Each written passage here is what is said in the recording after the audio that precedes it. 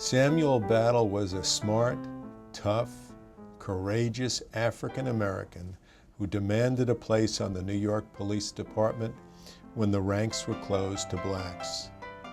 He broke the color line in 1911 and overcame unimaginable hardships to lead thousands of blacks onto the force. He became the first black sergeant, first black lieutenant, first black parole commissioner, an aide to Mayor Fiorello LaGuardia, and friend of First Lady Eleanor Roosevelt. My name is Arthur Browne. I'm the editorial page editor at the New York Daily News, and I am the author of One Righteous Man, Samuel Battle and the Shattering of the Color Line in New York City. Sam Battle was born in 1883. His father and mother were former slaves. And he grew up in the rural South in New Bern, North Carolina. And then he decided at the age of 16 that he was leaving the South on his own to go north because he thought the North would be better. At the start of the 20th century, Battle went to work in New York as a redcap at the old Grand Central Depot. With a big winning personality, he connected there with celebrities. He carried the bags of black heavyweight champ Jack Johnson. He greeted and adored Teddy Roosevelt. Enrico Caruso, the great tenor, taught Battle to eat Italian food. He even appeared in a Broadway musical. Sam Battle, quite on his own, decided to do it. He wasn't part of an organized effort. He just decided that he wanted that job. But when the department finds out, the police surgeon determines, in his opinion, that Sam Battle, this very physically fit person who'd been carrying luggage for 5 years, had a heart murmur and was disqualified for joining the force. It was a clear fraud and pretext. Battle got around it by going to a very prominent white physician.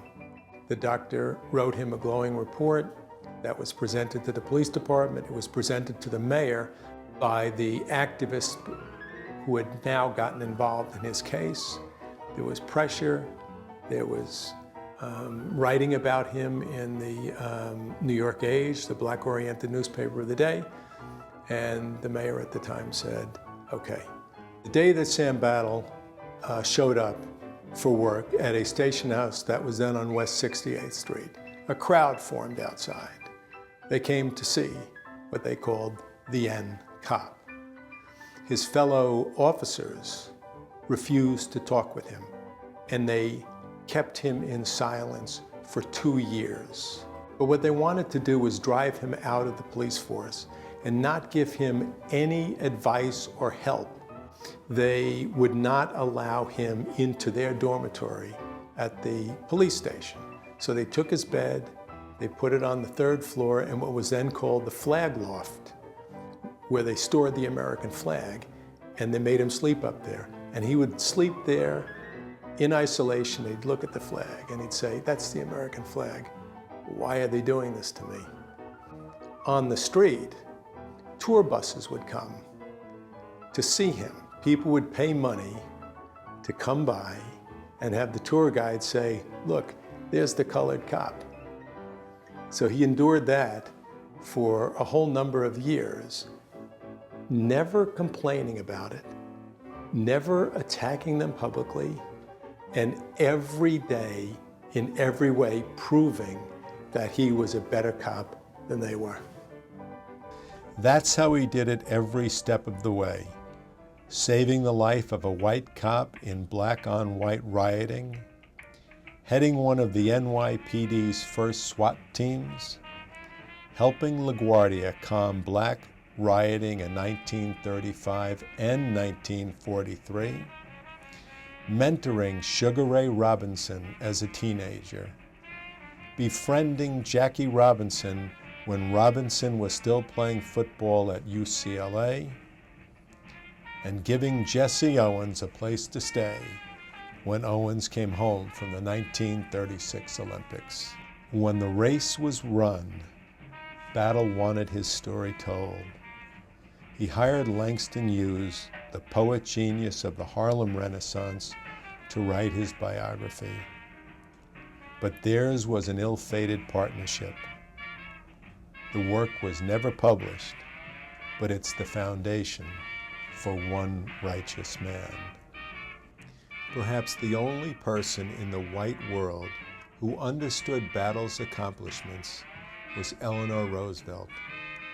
She met Battle as First Lady when Battle was a lieutenant. Later, she read the Langston Hughes manuscript and wrote a foreword.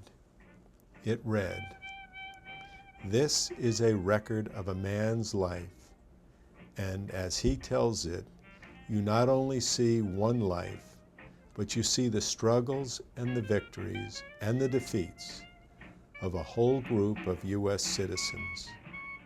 What courage it took, what remarkable stamina to be the first colored policeman in New York City. There were qualities of mind and heart and body that were purely personal, but above everything else, there was the realization that he was fighting not for himself alone, but for his people." The more I got into who Samuel Battle was, the more convinced I became. And I am absolutely sound in this belief today that he was both a good man and a great man, and that it is a great shame that he was forgotten, that he deserved a terrific place in the pantheon of civil rights leaders in New York City and America, and that his story says a lot about what one man can accomplish with determination and courage.